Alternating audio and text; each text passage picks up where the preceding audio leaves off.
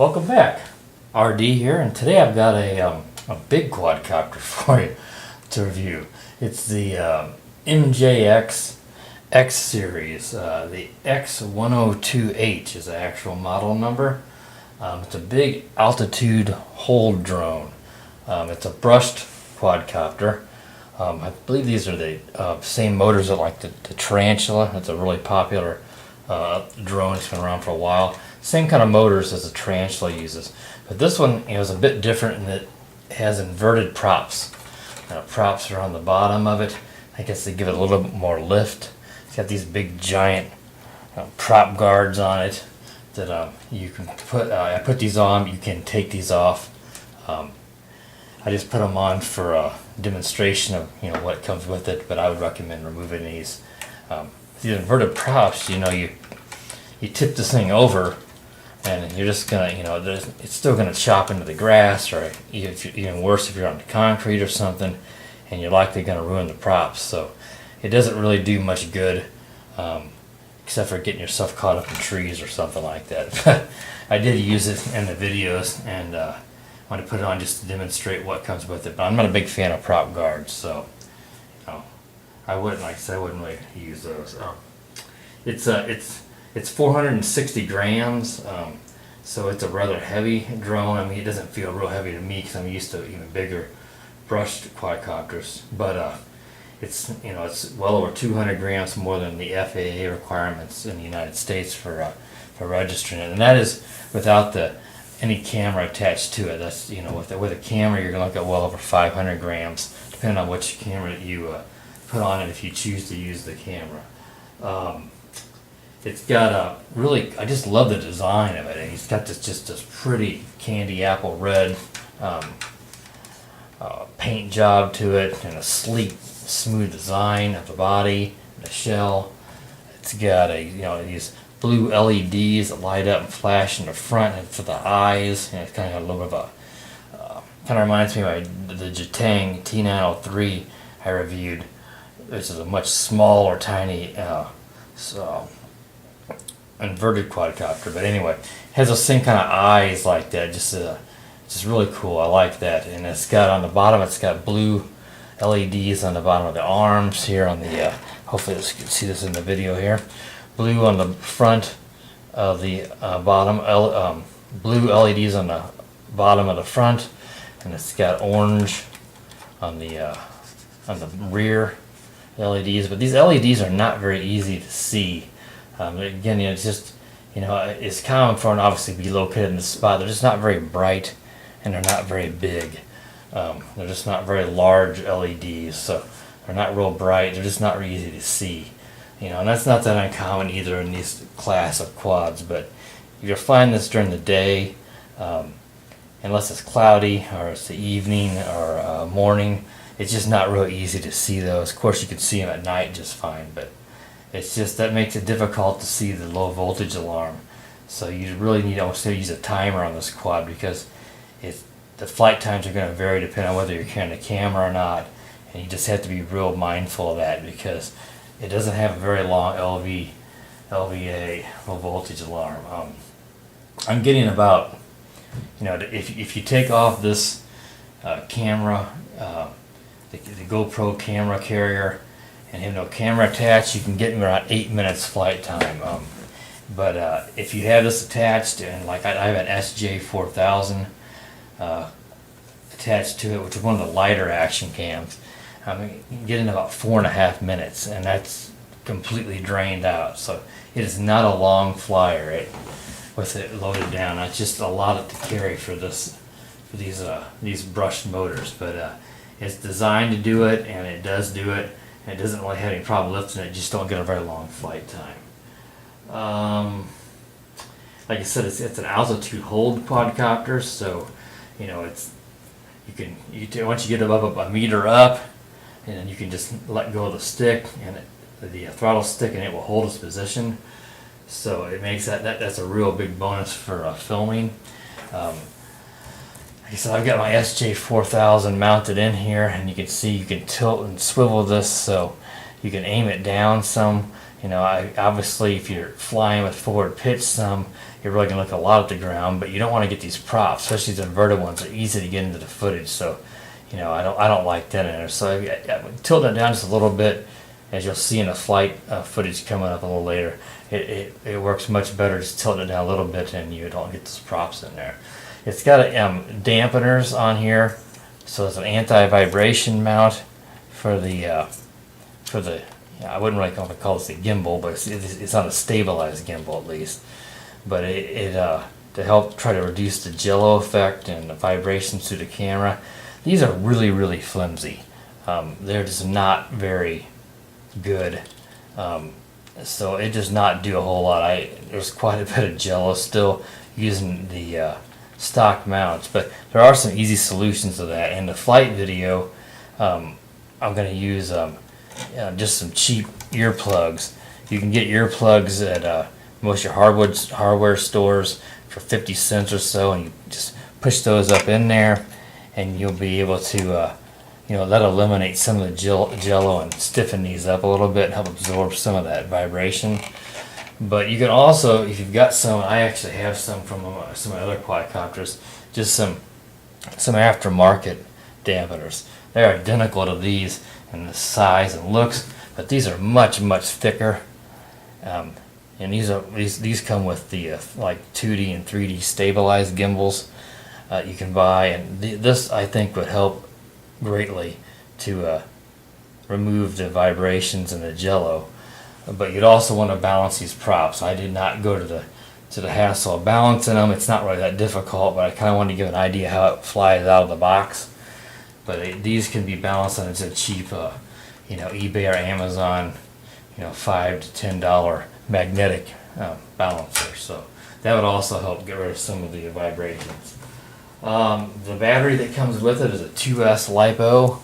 It is it's 7.4 volt, and hopefully this will focus in. 7.4 volts, 1200 milliamp per hour of 30C. So it is it's a decent battery, but it would be nice if it was a little bit bigger. But it's a decent drain rate at 30C. Gives it a little bit more punch, but the flight time with the camera attached is just not very impressive, and so it obviously would be nicer if this battery would have been larger, more like maybe a Sima X8 series battery. It's a bigger battery, and obviously it has weight, but you would get, so I think it would compensate, if they had more milliamps. But that mounts into the rear. It actually mounts above the right in here above the camera, so that kind of helps add a little weight to this too, and make it a little sturdier and absorb some of the vibrations. But easy to get that in there and out, and you plug it in here, and it has an on and off switch right above it. The battery itself also has a JST plug and a balance plug, and I'm a big fan of that because you do not have to use the stock charger. Here's the stock charger that comes with it, just a regular wall mount stock cheap charger that charges up the balance plug, and this takes like 3 hours to charge. It's very slow. It's slow in that I'm not sure it says on here like 0.35 amps or something. It charges really slow, but those chargers don't work that great on any of these stock chargers. But if you got a hobby grade charger, like I got an IMAX B6, I have a JST connector, and then you can plug the balance plug if you want to balance charge it with it. And I'm getting charge times of about 40 minutes, and that's balance charging it, which is better for the life of these batteries, and you can get a longer flight time. So you might even get less flight time than I'm saying if you use the stock charger. I can't confirm that. The long charge time makes it difficult to do multiple flights before your review when you're waiting 3 hours to charge it up. But you can probably find more of these batteries like this in this size. It doesn't have to be exact same. And if you got to use the wall charger, it still gets the job done, just a little slow.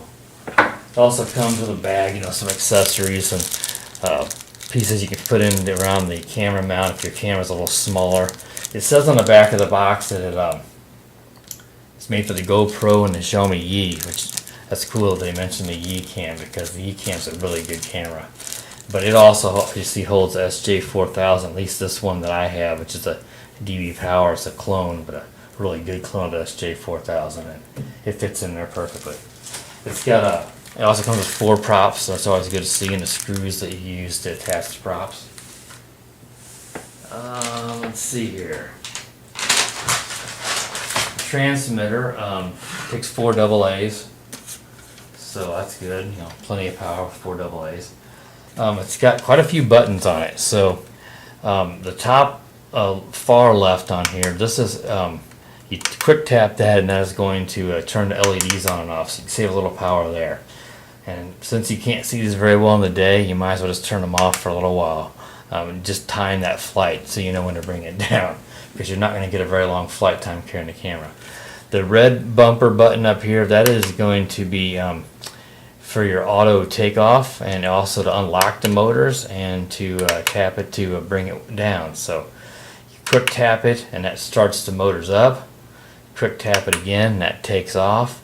And you quick tap it in flight, you can bring it down. And you can also take off with the throttle stick, and of course you can bring it down with the throttle stick. But the auto takeoff is cool, and the auto land is cool too. But the goofy thing about this is if you press this down too long, you're doing that, it will change your flight modes on the screen here, and that can be bad, because even when I first turned this on, it was in mode 4, and I did not notice it, because everything's usually in mode 2. And I was like, what the heck's going on? I was trying to control it, and I had to bring it down. I was in a field, so it was no big deal. But you don't want to mess that up and do that. So just, if you quick tap it, you're fine. But if you hold it for a second or so, then that would change the flight modes. This far right one here, this is for your 2 rates, the beginner and then the expert rate. I always find expert, the beginner doesn't have much pitch, and it is really, really slow. So you're not going to be able to fight any breeze, and you could be prone to a blowaway if you don't have it in expert rate and any kind of wind. So you don't even want to use beginner in a real calm day. But this other button above it, this thing doesn't do anything. So I have no clue why they didn't put the flight modes onto this button, so you can't possibly accidentally do it over here. So that makes no sense at all. But anyway, you got your pitch and roll trims here. It has a yaw trim here, and this one would be for taking photos and video.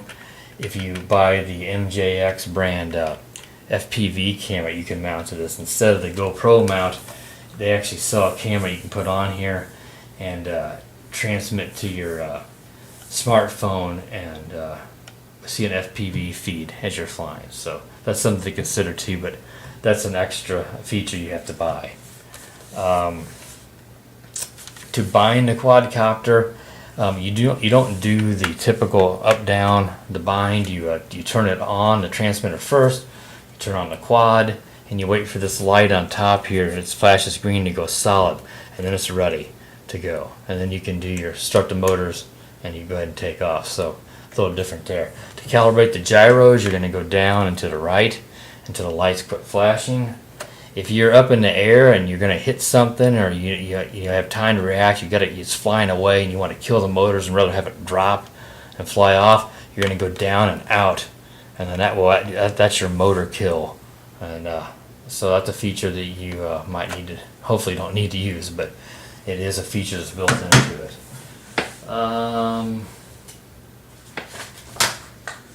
Let's see here. When I was flying, I noticed that if you pull this throttle stick straight down, obviously that's going to bring it down. But if you're a little bit off and to the right or the left with it, that this indicator here does not drop to 0. Let's see if we can see it on here. There's 50% is middle because it's self-centering with the altitude hold. But if you go straight down, there's 0. But if I'm off to the side a little bit, see 81, 20. So if you don't pull it straight down, it's not going to want to descend very well, if any. And it's a slow to descend and slow to ascend. It doesn't go up very quick, it doesn't come down quick, which is good for filming. But you don't want to take it up real high with that short battery life if you're filming with a camera on there. So just make sure when you take it up a little ways that you pull it straight down so you get 0 and you're coming down, or just even a little bit. You don't have to take it all the way to 0 because it's going to be slow to come down.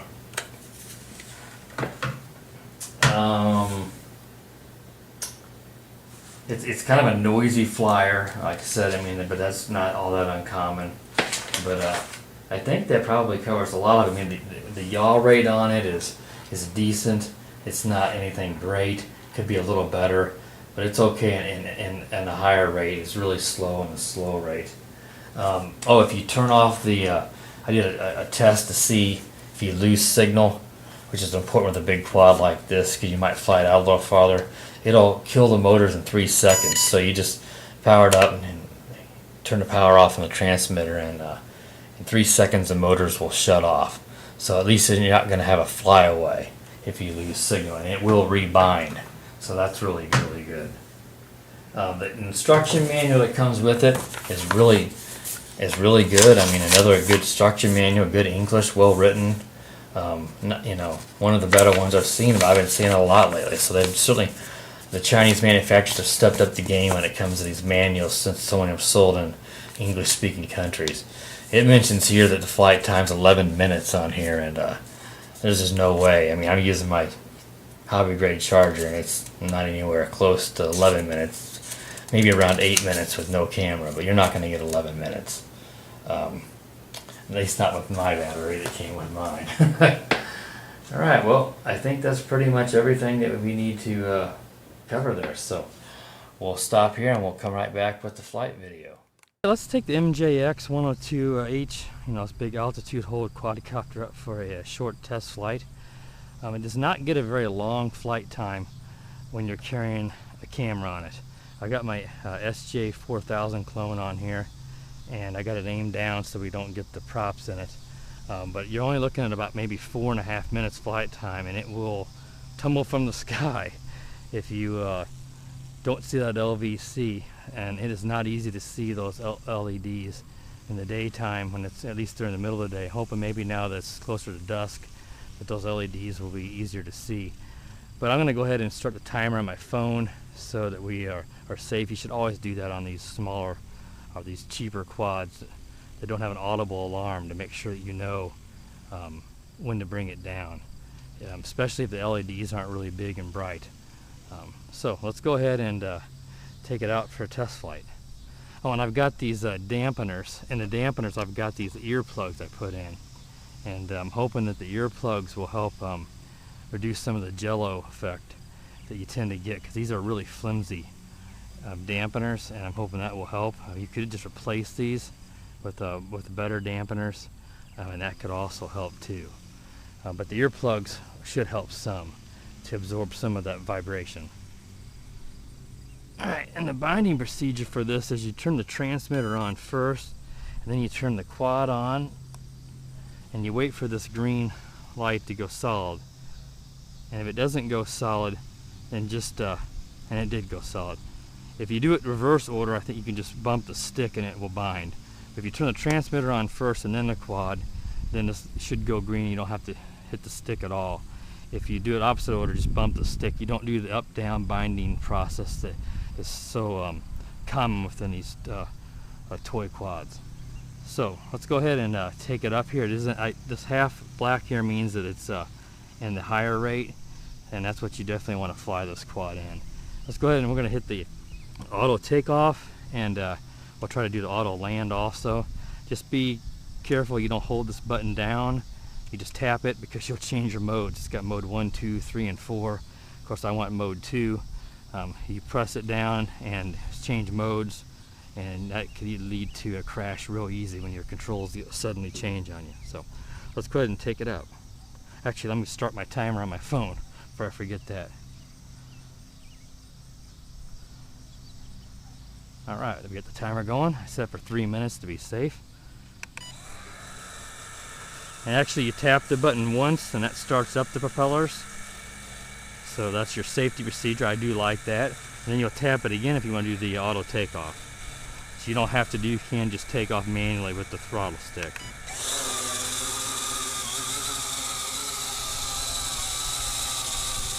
And I definitely can see the LEDs now. So this is definitely a better flyer for early morning or late evening, or even night, though night flying is a little bit sketchy with any quadcopter. So I wouldn't recommend this unless you got a big open area to fly it at night. But it does hold altitude nicely,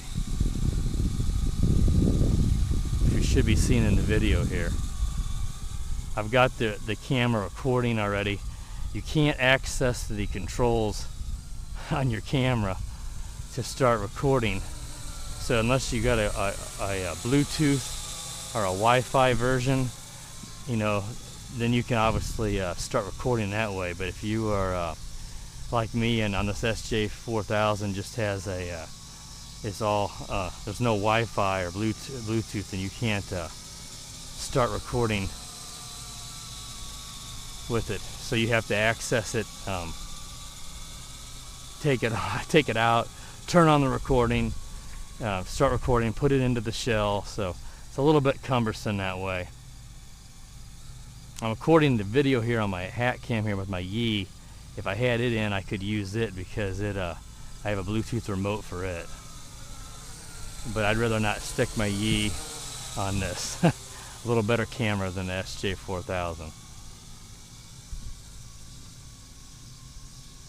It's a little bit of a noisy quad, but I think it's those tarantula motors like that. It's just, that's not that uncommon on something big like that for it to be kind of noisy, and it could be the inverted props. I've left the prop guards on just to show how it works with it, but they don't really do a whole lot with unless you're worried about touching it from the top, because if you tip this over in the grass or anything, those prop guards are completely useless. So I'd recommend probably taking those prop guards off, because that just makes it easier to get it caught in a tree. Just makes the whole quad larger, and get a little more flight time just by reducing a little bit of weight. But it's very stable, but it's a slow ascender and a slow descender. So I'm not really touching the throttle stick much at all, just kind of moving it around a little bit with the pitch and roll. Alright, well that's 3 minutes already. Time flies when you're having fun. Well, we could easily go another minute here, but I'm gonna go ahead and bring it down to just to be safe. Make sure you're pulling that stick straight down. If you don't, the percentage will not go towards zero, and you'll end up wondering why it's not descending on you. Let's tap the red, and it landed nicely. And it will stop the props. If it doesn't, then you just pull. See, and it does stop on its own. If it doesn't, then you can pull down on the throttle stick and kill the props. So that was just a short test flight to demonstrate the features and the video ability of with it carrying an SJ4000 or a GoPro or a Xiaomi Yi cam. So if you hear that beeping, that's just my phone. I haven't reached in there and turned off the timer. All right, well, thanks for watching, and tune in for some more reviews, and thanks a lot.